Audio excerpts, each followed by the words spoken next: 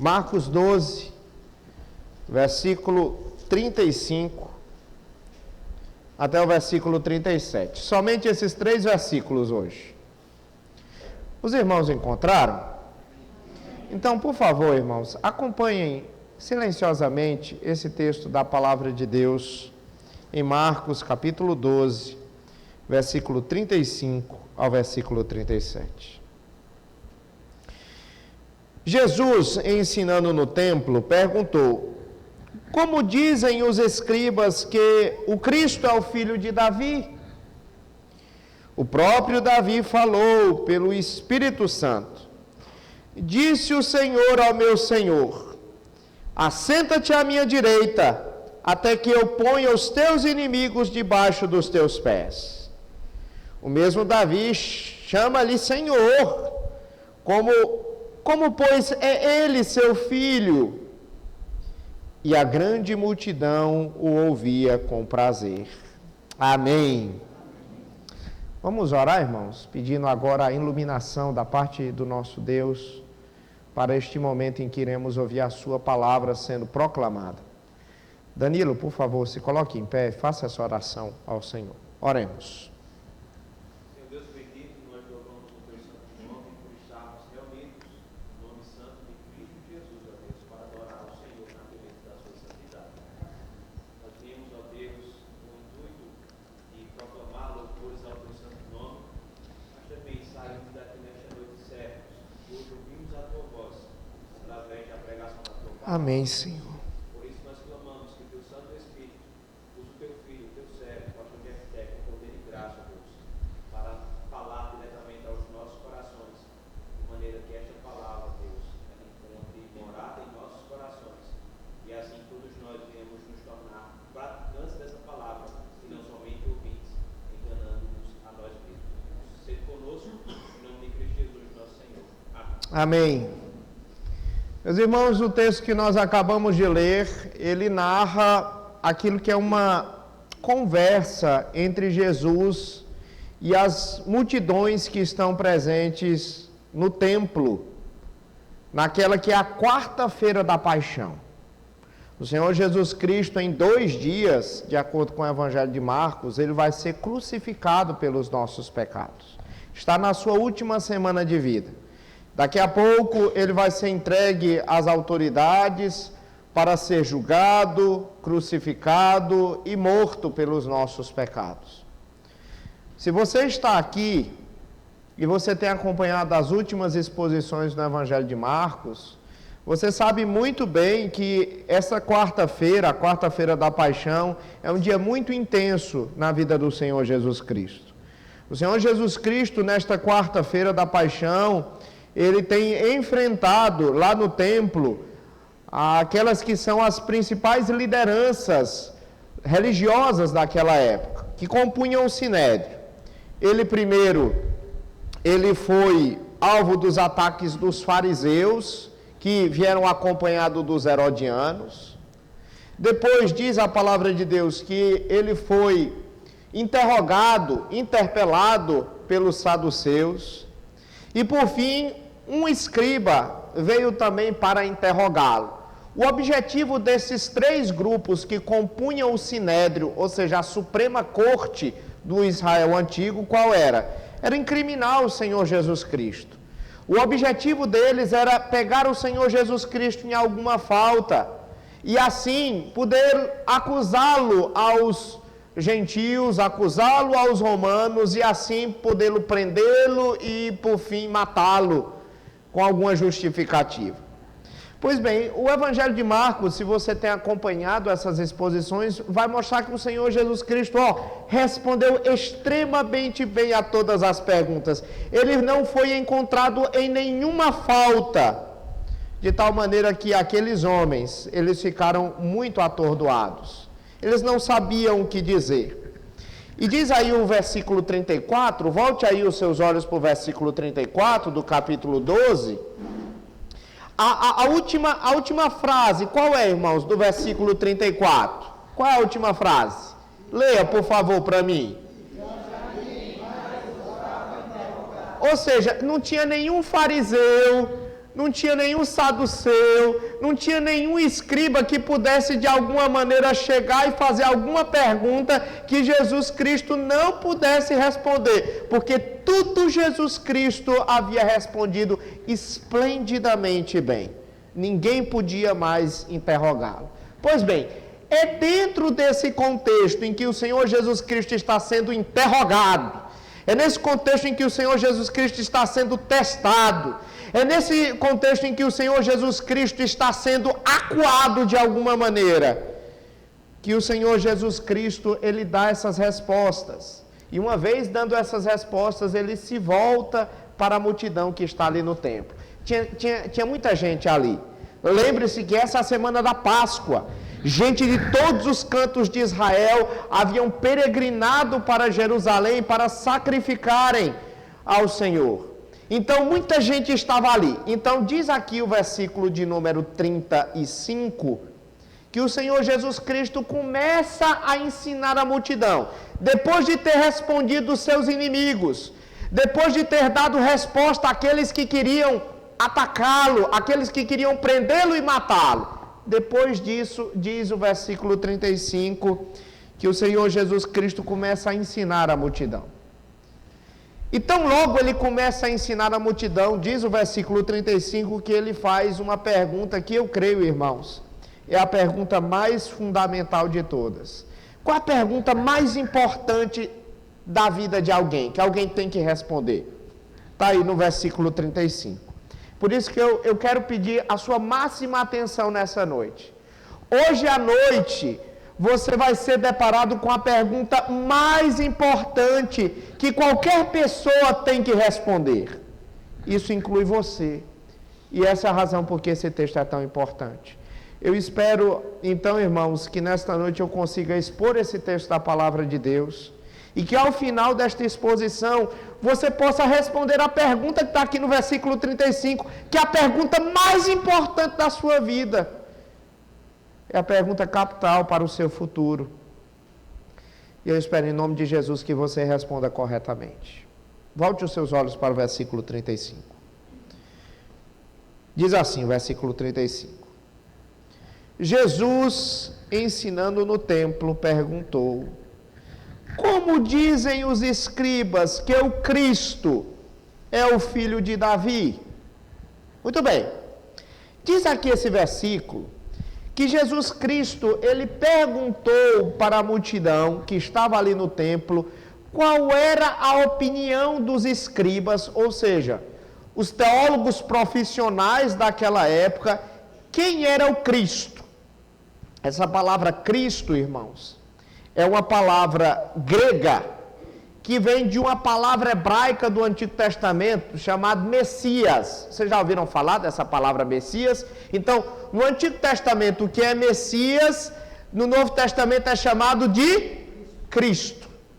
Mas, pastor, o senhor não explicou muito. O que é o Messias? O Messias é uma palavra, essa palavra Messias, é uma palavra que significa ungido. Agora ficou mais fácil. O que era um ungido? No Antigo Testamento, um ungido era alguém que recebia o derramar de um óleo especial, via de regra por um profeta ou por um sacerdote, recebendo simbolicamente a presença do Espírito Santo em seu ser. Geralmente, quem recebia essa unção era o rei. Entendeu? Você vai ver que isso acontece com Saul, você vê que isso acontece com Davi e também com os outros reis que virão. A Bíblia vai mostrar isso. Esses são os ungidos de Deus. Compreendido, meus irmãos? Está claro isso aqui? Então aqui, o que é que acontece? O Senhor Jesus Cristo, ele está perguntando assim: como dizem os escribas que o Cristo, ou seja, o Messias, é o filho de Davi? Por que ele está fazendo essa pergunta? Porque os profetas, eles alimentavam a expectativa de que um dos descendentes de Davi viesse para reinar sobre todo o mundo, sobre todo o cosmos. Era essa a expectativa dos judeus em geral. Até porque naquela época eles estavam debaixo do domínio romano. Então essa era uma grande questão, essa era uma pergunta. Como dizem os escribas que o Cristo é o filho de Davi? E essa é a pergunta que você tem que responder nesta noite. Para você, o Cristo, ele é o filho de Davi? Você entende o que é Cristo? Você sabe qual é a relação dele com Davi, a sua filiação acerca de Davi? Essa é uma grande questão, irmãos. Se nós hoje perguntarmos assim para você, quem é Jesus? O que é que você vai dizer? Será se de fato ele é o Messias? Jesus Cristo, ele de fato é o Cristo? Ele de fato é o filho de Davi? O que isso caracteriza? Ele é o Deus encarnado? Irmãos, olha, essa questão da identidade de Jesus é a questão mais importante, é a questão mais premente, é a questão mais urgente que qualquer pessoa tem que responder. De tal maneira, meus irmãos, que se nós errarmos na resposta dessa pergunta, a gente vai errar em tudo mais. E é por isso que eu entendo que essa pergunta é tão importante para nós. Então, a pergunta de Jesus é: para os escribas, o Cristo é o filho de Davi? O interessante, irmãos, é que o Evangelho de Marcos não revela a resposta das pessoas que estão ali. As multidões não respondem, pelo menos assim, Marcos não registra, certo? Mas a gente não precisa da resposta das multidões, concernentes ao pensamento dos escribas. Porque nós temos hoje escritos que de alguma maneira nos mostram qual era o pensamento, não apenas dos escribas, mas dos judeus em geral. Que, abre parênteses, não mudou daquela época para hoje. Para os judeus, incluindo os escribas, quem é o Cristo? Quem é o Messias? Bem, os escribas daquela época e os judeus ainda hoje, eles criam que haveria um Messias, eles criam que haveria um Cristo, ou seja, alguém que viria no lugar de Davi. Eles entendem que virá um descendente de Davi, e assim como Davi, esse homem vai ser um homem muito poderoso, vai ser um homem muito influente. Ele vai exercer um poder sobre as nações e ele virá, inclusive, para destruir os inimigos de Israel. Esse era o pensamento. Deus iria levantar este homem para conquistar toda a terra, incluindo os inimigos de Israel. Certo? Bem, mas qual o problema disso, irmãos? No pensamento judeu, o Messias, o Cristo, era apenas um homem. Bem, ele ia ser um grande homem, mas ele ia ser apenas um homem. Você entendeu? Na cabeça dos judeus daquela época e ainda de hoje, o Messias, o Cristo, descendente de Davi, seria apenas um homem. Ele não seria o salvador de almas, como nós entendemos que é Jesus. Porque Jesus Cristo salva a nossa alma do mundo vindouro, não é? Mas eles não acreditam nisso. Eles entendiam que o Messias era apenas um salvador político. Não é alguém que nos salva dos nossos pecados. Não é alguém que vai nos salvar da ira vindoura. Mas alguém que vai nos salvar dos nossos inimigos políticos. E foi justamente esse tipo de visão que levou a um grande confronto entre Jesus e os políticos e os religiosos daquela época. Porque os escribas, os fariseus e os saduceus olhavam para Jesus e diziam assim: esse homem é um blasfemo. Esse homem, ele não entendeu que ele não pode ser Deus, porque só Deus pode perdoar pecados. Então, o que eu quero dizer para vocês é que os escribas, os fariseus e os saduceus, eles entendiam muito bem aquilo que Jesus Cristo falou durante todo o seu ministério. Eles sabiam que Jesus Cristo estava advogando que ele era Deus. E foi justamente por isso que eles odiaram tanto a Cristo. Então, Jesus Cristo, nesse momento, ele chega para as multidões e diz assim: vem cá, o que dizem os escribas ser o Cristo, filho de Davi? Essa era a pergunta. E por que Jesus Cristo faz essa pergunta? Por que ele está interessado na opinião dos escribas? Talvez a resposta disto está aí no versículo 34. Veja o versículo 34. O Senhor Jesus Cristo, ele está falando para um escriba aqui. O escriba que admitiu que ele respondeu muito bem sua pergunta. Olha o que o Senhor Jesus Cristo disse para o escriba. Leia comigo. Vendo Jesus que ele havia respondido sabiamente, declarou-lhe: não estás longe do reino de Deus. Olha que coisa aqui. Ele está falando isso para um escriba. E aí Jesus Cristo disse: olha, você respondeu bem. Você não está longe do reino de Deus, mas ainda você não está no reino de Deus. Você precisa dar o próximo passo. Qual era o próximo passo, irmãos? O próximo passo para ele entrar no reino de Deus era ele reconhecer quem de fato Jesus Cristo é. Porque ninguém, preste bem atenção, ninguém pode entrar no reino de Deus sem de fato reconhecer que Jesus Cristo é o Messias, o Filho de Davi, a segunda pessoa da Trindade, o Filho de Deus. Ninguém pode entrar no reino dos céus desse jeito, sem esse reconhecimento. E aí o Senhor Jesus Cristo, dentro desse contexto, faz essa pergunta. Que dizem os escribas ser o Cristo, o filho de Davi? Não é? Esse é o ponto. Essa é uma pergunta muito carregada. Como dizem os escribas que o Cristo é o filho de Davi? É uma pergunta carregada. Deixa eu tentar resumir aqui para você o que essa pergunta quer dizer. É como se Jesus Cristo estivesse chegando para a multidão e perguntando assim: pessoal, os escribas dizem que o Cristo é apenas o filho de Davi? É só isso que eles dizem?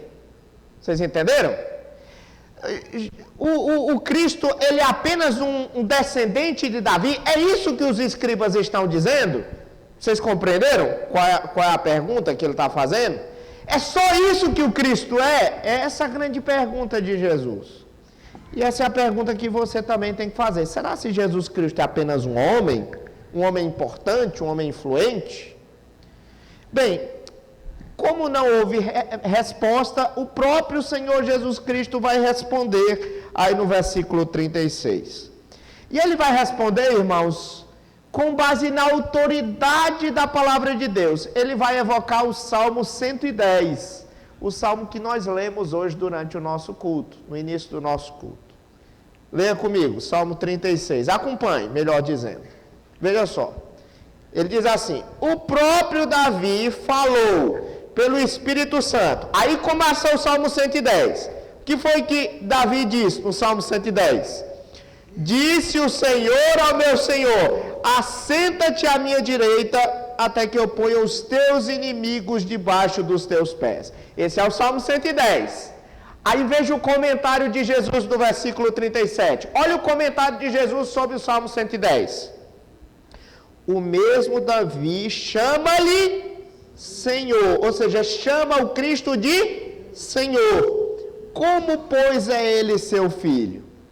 Ou seja, veja só, Jesus Cristo ele está dizendo assim: olha, os escribas dizem que o Messias é apenas um descendente de Davi, é só isso. Aí Jesus Cristo vai e cita o Salmo 110, que foi o salmo que nós lemos aqui durante o culto, certo?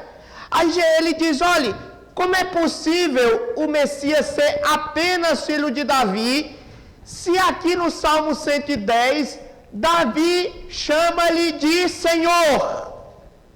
Olha, no Antigo Oriente Próximo, um pai chamar o filho de Senhor era algo impossível, por uma questão de autoridade. Mas, sobretudo, pelo fato de que esse Senhor aqui não é apenas um pronome de tratamento. Aqui no grego é o nome do Senhor Deus, de Jeová. Então, o que o que o Davi estava dizendo naquele momento é sobre o Messias. Ele está dizendo assim, olha, Davi estava falando sobre o seu descendente, que ele era Senhor. Ou seja, como ele é apenas um ser humano, se o próprio Davi o chama de Senhor, como ele pode ser o filho de Davi e Senhor de Davi ao mesmo tempo? Essa era a questão que o Senhor Jesus Cristo estava colocando naquele momento. Daí Davi disse claramente, disse o Senhor ao meu Senhor. Ou seja, olha que coisa interessante, disse o Senhor ao meu Senhor. Ou seja, o Senhor Deus disse para o Senhor Deus. Ora, Deus, ele não é só um, irmãos? Só não existe um Deus, não é? Então, como é que Deus disse para Deus? O Senhor disse para o Senhor. Aí você começa a entender que já no Antigo Testamento existe a doutrina da Trindade. Existe uma pluralidade de pessoas dentro da divindade. Você vê isso, logicamente, já em Gênesis 1, quando o texto da palavra de Deus diz que Deus cria os céus e a terra, e o Espírito de Deus paira sobre a face das águas. Ali é um indicativo que há uma pluralidade da divindade. No final do capítulo 1, Deus diz assim, façamos o homem à nossa imagem e semelhança. Ele fala no plural. Por quê? Porque havia ali pessoas da divindade reunidas. É o mesmo Deus, mas esse Deus, ele é o Pai, o Filho e o Espírito Santo. Existe uma triunidade dentro da divindade. E aí nós chegamos no Salmo 110. Disse o Senhor ao meu Senhor. Então, em outras palavras, Davi está dizendo que o descendente dele, que ele estava profetizando, seria quem? Seria o Senhor. O Senhor dele seria o próprio descendente dele. E aí ele argumenta, assenta-te à minha direita até que eu ponha os teus inimigos debaixo dos teus pés. Essa expressão, assenta-te à minha direita, isso significa igualdade de hierarquia. Quando a pessoa diz assim, senta aqui do meu lado, no Antigo Oriente Próximo, era como se ele dissesse assim, você é igual a mim. Então, quando Deus diz assim, assenta-te à minha direita, é como ele estivesse dizendo assim, venha reinar comigo, até que eu ponha os teus inimigos debaixo dos teus pés. Ou seja, até o dia do juízo, reine comigo. Então isso é fantástico, irmãos. Mas quem sabe você esteja dizendo, não, pastor, Davi aqui ele estava elocubrando, Davi aqui ele teve um desvaneio. Não, diz aqui o versículo de número 36, que o próprio Davi falou pelo Espírito Santo. E essa aqui é a doutrina da inspiração, irmãos. O Espírito Santo conduziu Davi de tal maneira que tudo aquilo que ele falou correspondia exatamente com aquilo que Deus pretendia. Então, em suma, o Messias ele é filho de Davi, mas ele também é o Senhor de Davi, o Deus de Davi. A quem Davi então se referia? A Jesus Cristo. Jesus Cristo ele é filho de Davi e ele é Senhor de Davi. Então, quando Jesus Cristo pergunta lá, no versículo 35, como dizem os escribas que o Cristo é o Filho de Deus? Ou seja, como é que os escribas dizem que o Cristo é apenas o Filho de Davi? Como é que é possível?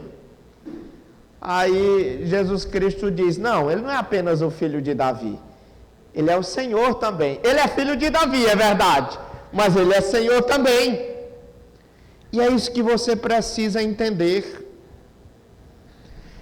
E é isso que você precisa crer. Porque no Novo Testamento nós encontramos muitas e muitas evidências que Jesus Cristo ele é o filho de Davi, mas ele também é o Filho de Deus.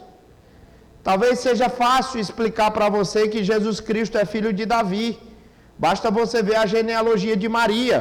Seria muito tranquilo. Mas o mais difícil para a nossa sociedade incrédula é muitas vezes tentar conciliar isso com o fato dele ser um filho de Deus. Eu gostaria de mostrar para você nessa noite isso.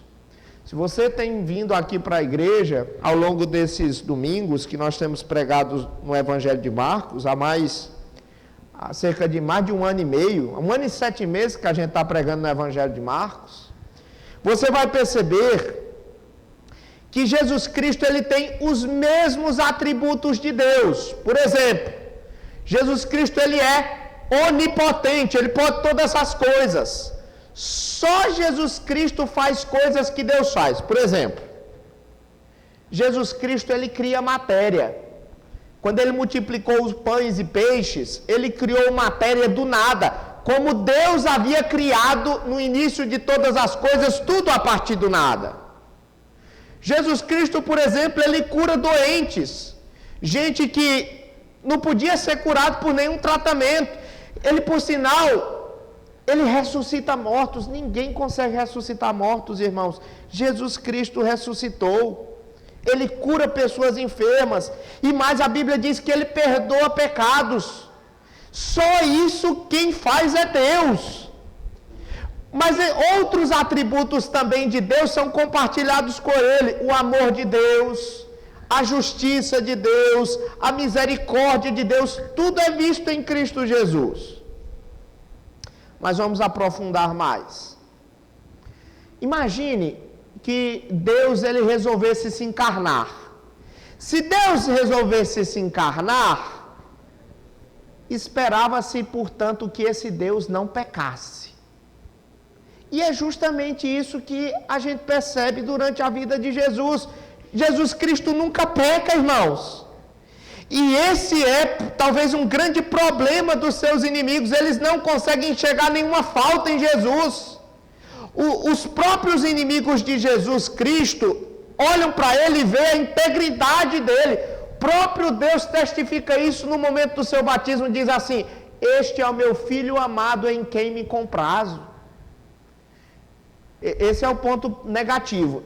Ele não tem pecado. E o ponto positivo, ele tem que ser santo. Você vai olhar para a vida de Jesus Cristo, a vida de Jesus Cristo é uma vida de piedade, é uma vida de santidade. Ele vive em retidão, ele vive de maneira santa. Você olha para Jesus e você vê, olha como ele ama a Deus, olha como ele honra a Deus, olha como ele tem comunhão com Deus, olha como ele experimenta o poder de Deus na sua vida. Esse é o lado positivo. Mas vamos continuar fazendo algumas hipóteses. Imagine se Deus fosse homem. Nós esperaríamos que as palavras que esse homem dissesse fossem as palavras mais maravilhosas do mundo. E não é isso que acontece com Jesus Cristo. Qual é a pessoa mais evocada em toda a história, irmãos? Qual é a pessoa mais citada? Qual é a pessoa que tem as suas palavras mais decoradas em toda a história? Jesus Cristo. Até mesmo os seus inimigos olhavam para ele e diziam assim: ninguém nunca falou desta maneira. Aí a Bíblia diz, porque ele falava com autoridade e não como os fariseus. Então, irmãos, esse é o ponto. Jesus Cristo, ele não é apenas o filho de Davi. Jesus Cristo, ele é o filho de quem? É o filho de Deus. A própria divindade.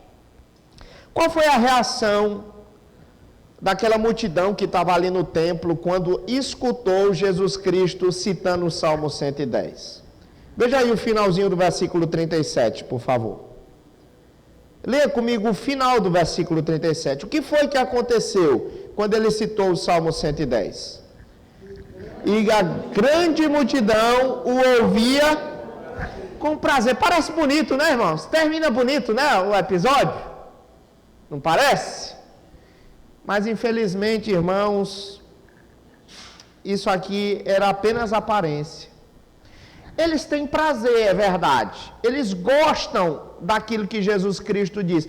Mas é um prazer meramente intelectual. Eu não sei quantos de vocês já sentiram prazer em ver uma pessoa que você não dava nada para aquela pessoa, de alguma maneira, dando uma grande resposta para alguma pessoa que era assim, muito intelectual, muito sabida e tal. Aí quando você olha assim, uma pessoa que você não dá nada por ela, dando uma grande resposta para quem é sabida demais, aí o pessoal gosta, né? É um prazer puramente intelectual. Por que eu estou dizendo isso, irmãos? Os escribas naquela época eram os teólogos profissionais. Eles não conseguiram pegar Jesus Cristo em nenhuma falha. Jesus Cristo respondeu tudo esplendidamente bem. E aí a multidão olhou para aquilo tudo e disse: rapaz, esse homem é sabido mesmo. Está colocando os escribas no bolso.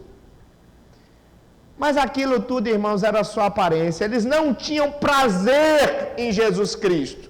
Tanto é que daqui a 2 dias, eles vão ser colocados diante de uma escolha. Eles vão ter que escolher Barrabás e vão ter que escolher entre Barrabás e Jesus Cristo. Quem é que eles vão escolher?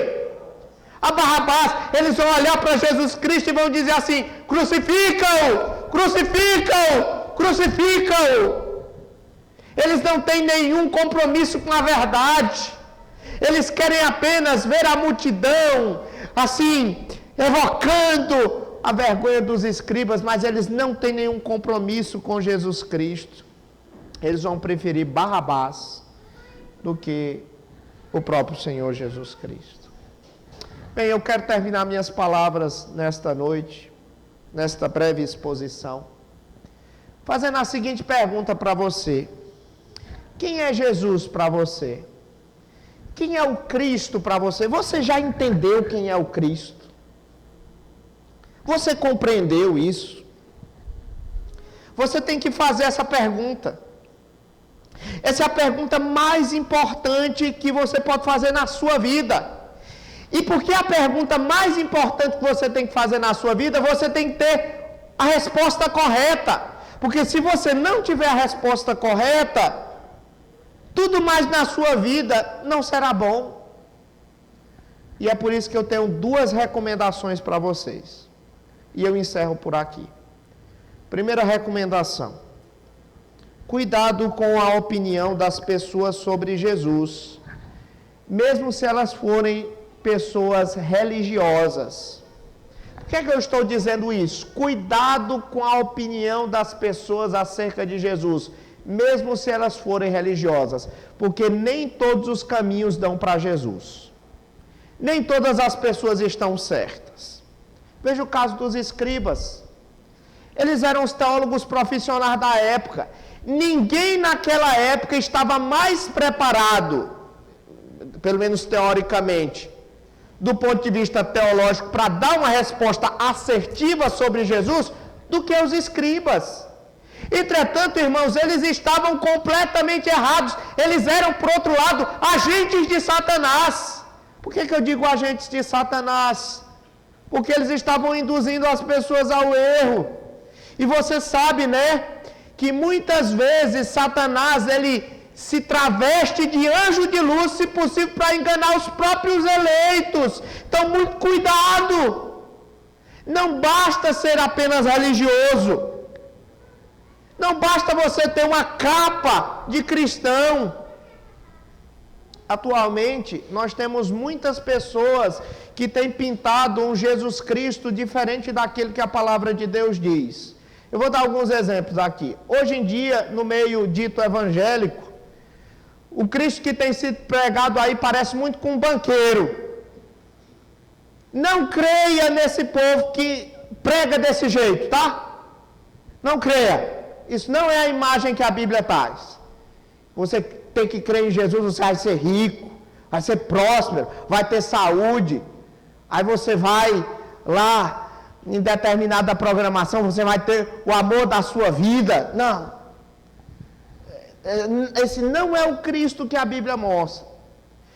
Indo para além disso, hoje Jesus Cristo ele é retratado por uma grande instituição no mundo como alguém que é corredentor de Maria. A Igreja Católica Romana, ela prega isso, que Jesus Cristo ele não pode lhe salvar completamente, ele precisa da ajuda de Maria. Isso é profundamente errado, irmãos. Jesus Cristo diz: eu sou o caminho, a verdade e a vida, ninguém vem ao Pai senão por mim. Então, meus irmãos, eu não me importo se você tem alguma denominação, mas desde que essa denominação ela esteja comprometida com a resposta correta. Quem é o Cristo? Então, em primeiro lugar, quando você fizer essa pergunta, quem é o Cristo? Você tome cuidado para que você não pegue a resposta errada apenas por uma pessoa que seja dita religiosa. E aí vem a minha segunda recomendação, que está intimamente ligada à primeira. Quando você fizer a pergunta, quem é o Cristo? Eu recomendo que você procure essa resposta aqui nesse livro. A Bíblia é a inspirada, a inerrante e autoritativa palavra de Deus. Inclusive, os irmãos devem testar aquilo que eu estou pregando aqui nesta noite, todos os domingos, se isso está de acordo com a palavra de Deus, porque eu não tenho autoridade absoluta. A minha autoridade ela é derivada da palavra de Deus. Eu só tenho autoridade se eu pregar a palavra de Deus fielmente, entendeu? Então, meus irmãos, nós devemos procurar na palavra de Deus aquilo que de fato é a identidade de Jesus. E quem é Jesus para a palavra de Deus? O apóstolo João, ele escreveu o seu evangelho. E depois de falar acerca do nascimento, do ministério, da morte e da ressurreição de Jesus Cristo, lá no capítulo de número 20, ele disse assim: fez Jesus diante dos discípulos muitos outros sinais, que não estão escritos neste livro. Estes, porém, foram registrados para quê, irmãos? Para que creais que Jesus, ele é o Cristo, o Filho de Deus, e para que crendo tenhais vida em seu nome. Você entendeu? Quem é Jesus? A Bíblia está respondendo para mim e para você. Jesus Cristo, ele é o Filho de Deus. Ele é o filho de Davi, é verdade, mas ele é o Filho de Deus, o Deus encarnado, a segunda pessoa da Trindade, aquele que está sentado à destra de Deus e que um dia virá para julgar vivos e mortos e para reinar sobre o novo céu e sobre a nova terra. E aqueles que creem no seu nome reinarão com ele pelos séculos dos séculos. Que seja assim. Quem é Jesus para você? Vamos orar. Senhor nosso Deus, obrigado porque o Senhor Jesus Cristo foi revelado a nós em Tua palavra. Nós não estamos, ó Deus, perdidos na escuridão, tentando apalpar aquilo que seria, ó Deus, a realidade. Obrigado, ó Deus, porque o Senhor nos deu a Tua palavra, ela é luz para o nosso caminho. E te pedimos, ó Deus, que o Senhor Jesus Cristo seja revelado a nós por intermédio da Tua palavra. Que continuamente nós possamos, ó Deus, reconhecer a Cristo em cada página das Escrituras. E que nós possamos, ó Deus, não apenas reconhecê-lo, mas também adorá-lo e crescer a sua semelhança. Não permita, ó Deus, que nós venhamos a retroagir. Não permita, ó Deus, que nós venhamos a negar aquele que nos amou primeiro. Permita, ó Deus, que ele seja o alvo do nosso amor. Que uma vez ele tendo dado a sua vida por nós, nós estejamos prontos para dar as nossas vidas por amor a ele. E é assim que eu te peço, ó Deus, e desde já te agradeço no nome de Jesus. Amém, Senhor. Amém.